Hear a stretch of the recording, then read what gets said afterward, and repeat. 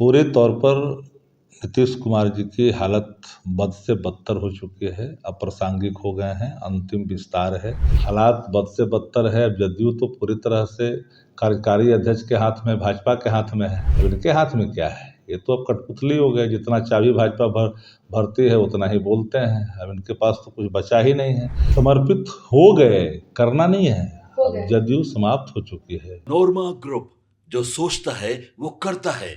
आपके अपने सपनों का आशियाना। नमस्कार, भारत लाइव देख रहे हैं आप। देखिए, बिहार में निशांत की राजनीतिक एंट्री को लेकर खूब बयानबाजियां हो रही हैं। कौन क्या बोल रहा है ये आपने सुना भी होगा। जो बच जा रहा है उसे हम लगातार पंचनामा या विभिन्न माध्यमों से आपको बता भी रहे हैं। भविष्य की राजनीति जदयू की अब निशांत के भरोसे ही है, ये स्पष्ट हो चुका है। तेजस्वी यादव, चिराग पासवान, उपेंद्र कुशवाहा और बाकी नेता निशांत की राजनीतिक एंट्री और जदयू में उनके भविष्य को लेकर बयान दे चुके हैं। अभी तक निशांत के स्वागत की ही बातें हो रही हैं। किसी ने निशांत पर कोई आरोप या किसी प्रकार का संशय नहीं दिखाया है। जदयू के लोग भी इस इंतजार में बैठे हुए हैं कि जल्द ही निशांत आए और नीतीश कुमार ने जिस गति में जदयू को आगे बढ़ाया है, लगातार सत्ता के सिरमौर के तौर पर रखा है, आगे भी जदयू इसी तरीके से रहे। लेकिन निशांत को लाने के पीछे जदयू की क्या स्ट्रेटजी हो सकती है? देखिए, जो जानकार हैं, जो अंदरूनी लोग हैं, वो बार बार यही बात कर रहे थे। आपको याद होगा, पंचनामा के दौरान ही मैंने जब आपको मिलवाया था वशिष्ठ नारायण के पुत्र प्रशांत से, तो उन्होंने भी कहा था कि नीतीश कुमार के बाद जदयू का भविष्य शून्य हो जाता है। माइनस नीतीश जदयू कुछ भी नहीं है। ऐसे में नीतीश कुमार, अब काफी उम्र उनकी हो गई है, बीमारियों का भी कहा जाता है ताना बाना आसपास गढ़ गया है, तो कितने दिन तक नीतीश कुमार चलाएंगे जदयू को? देखिए, उनके पुत्र ने तो दावा किया है कि और 5 साल वो बिहार के मुख्यमंत्री रहेंगे, लेकिन ऐसा होता दिख नहीं रहा है।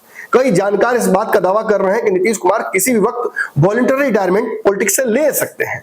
अगर नहीं लेंगे तो उनके खिलाफ कोई बड़ा खेल भाजपा भी कर सकती है। खैर, ये सब तो कयासबाजियां हैं। निशांत की राजनीतिक एंट्री तो हो गई है, बयान खूब दे रहे हैं, उनके बयानों की चर्चाएं भी खूब हो रही हैं, बयानों का मतलब भी निकाला जा रहा है। पिता के 100% स्वस्थ होने से लेकर पार्टी के वोट बैंक और उनके विधायकों की बढ़ोतरी के लिए लगातार जनता से वोट बैंक की गुजारिश भी कर रहे हैं, पिता को पुनः मुख्यमंत्री बनाने की बात भी कर रहे हैं, और ये भी दावा कर रहे हैं कि एनडीए जल्द से जल्द उनके पिता को मुख्यमंत्री का चेहरा घोषित कर दे ताकि चुनाव लड़ने में आसानी हो। लेकिन इस पूरे मुद्दे पर जहां पक्ष विपक्ष निशांत के स्वागत की बात करता है, राजनीति में आने को लेकर उनके कोई अवरोध खड़ा नहीं कर रहा है, वहीं राजद के प्रवक्ता शक्ति यादव ने एक ऐसा बयान दे दिया है जिसकी वजह से दो बड़े संशय जदयू के राजनीति में, जदयू के भविष्य को लेकर हो जाते हैं। एक तो उन्होंने दावा किया है कि यह मंत्रिमंडल का विस्तार नीतीश कुमार के राजनीतिक जीवन का आखिरी मंत्रिमंडल विस्तार है। इसके बाद भाजपा उन्हें पुनः मुख्यमंत्री बनने नहीं देगी और बचा खुचा कसर तो चुनाव में हम पूरा कर देंगे। हम इस बार सरकार बनाएंगे, नीतीश कुमार के लिए संभावनाएं समाप्त कर देंगे। हाँ, ये जरूर है कि भाजपा ही उन्हें नहीं छोड़ेगी हमारे लिए चुनाव के, ताकि हम उनको हरा सके। भाजपा पहले ही उनके साथ खेल कर देगी। इसके बाद जब निशांत की बात आई तो उन्होंने कहा कि हमारे नेता तो बोल ही दिया है उन पर, लेकिन यदि निशांत और जदयू के भविष्य की बात आप मुझसे करिएगा तो निश्चित ही अगर निशांत आते हैं तो शायद जदयू बच जाए, लेकिन जदयू का बचना संभव नहीं है।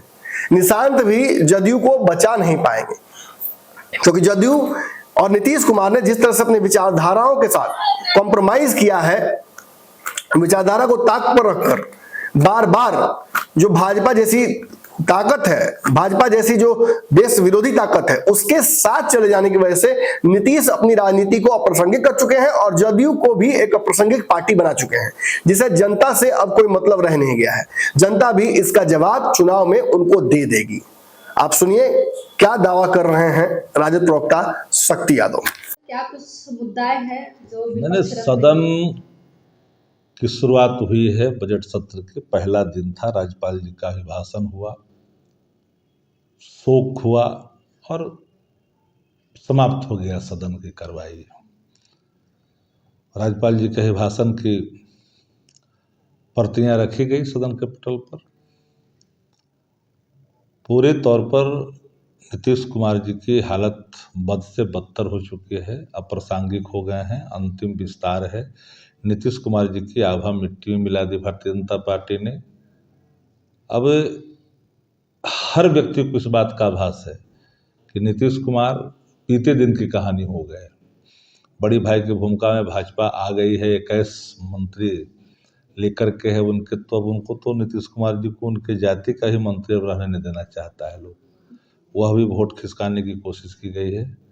तो पूरे तौर पर हालात बदतर है। अब परिवार के लोगों को भी ये कहना पड़ता है कि भाजपा और जदयू के लोग माननीय नीतीश जी को मुख्यमंत्री घोषित करे। सवाल यह है कि जदयू में दो फाड़ है।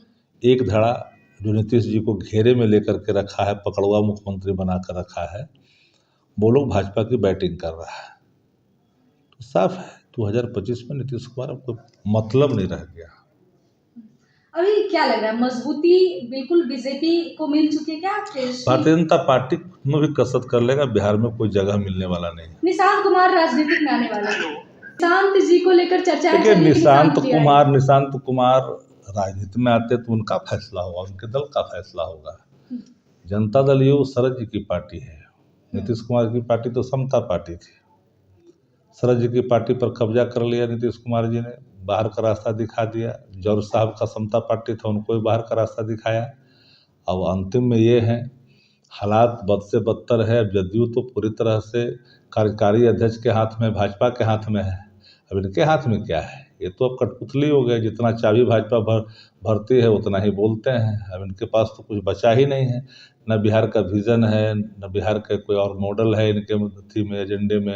ये तो थके हुए हैं। तो आपको लगता है कि ये भाजपा के समक्ष जाकर समर्पण कर दिए खुद को? समर्पित हो गए, करना नहीं है। हो जदयू समाप्त हो चुकी है, जदयू अब कोई विषय नहीं रह गया है। अच्छा, तेजस्वी जी ने कहा अगर निशांत जी आ जाते हैं तो जदयू समाप्त नहीं होगी, लेकिन अगर नहीं आते तो भाजपा समाप्त कर देगी। तो हम दोनों स्थिति है। उनका बेटा आएगा तो स्वाभाविक तौर पर है संभालने की कोशिश करेगा, बेटा नहीं आएगा तो भाजपा ले जाएगा।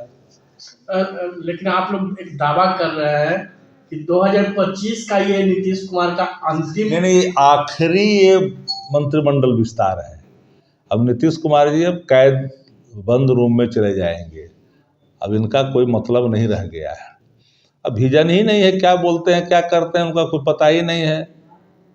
5 के पहले ना आदमी था, न मानुष था, न महिलाएं थी, न पुरुष था, न कपड़ा था, न लत्ता था, सब सुन ही चुके हैं सब लोग।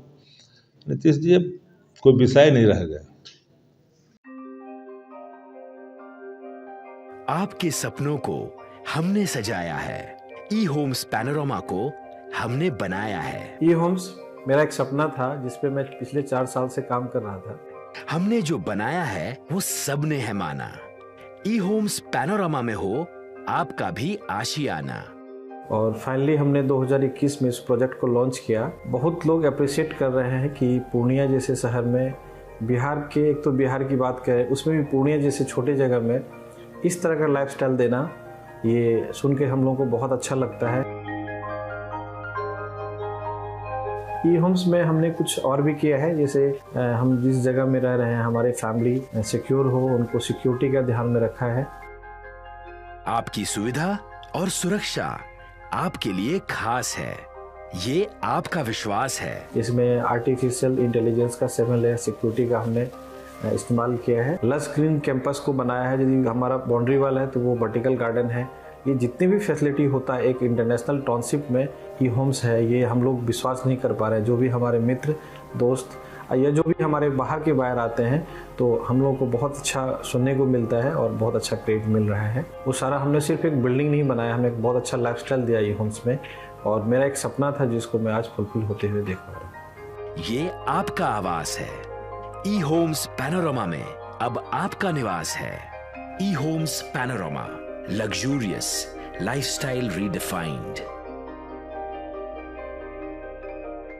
पैनोरमा ग्रुप, जो सोचता है वो करता है।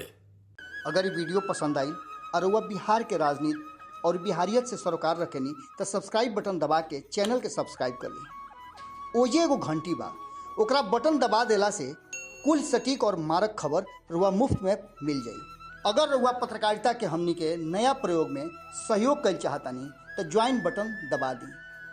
पेटीएम नंबर नोट कर ली 9386816700।